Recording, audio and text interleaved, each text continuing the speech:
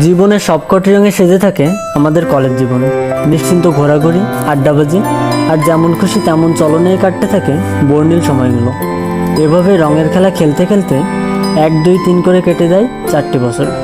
সেই মায়ায় ভরা ক্যাম্পাসের সারি সারি বৃক্ষ আর রং বেরঙের ফুল গাছগুলো মনের অজান্তে বন্দি করে ফেলে স্মৃতির বাক্সে।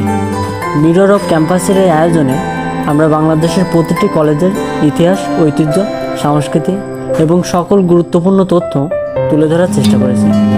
প্রতি পর্বের মতো এই পর্বেও রয়েছে একটি কলেজ সম্পর্কে সকল গুরুত্বপূর্ণ তথ্য। তো চলুন শুরু করি।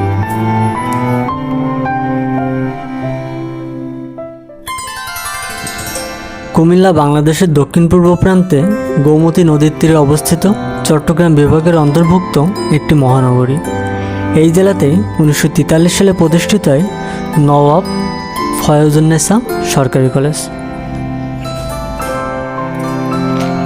যুগোপযোগী ও অত্যাধুনিক শিক্ষা, প্রশিক্ষণ ও দক্ষ মানব সম্পদ উন্নয়নের লক্ষ্যে এই জেলার এক মনোরম পরিবেশে সুবিস্তৃত ক্যাম্পাস নিয়ে কলেজটির যাত্রা শুরু হয়।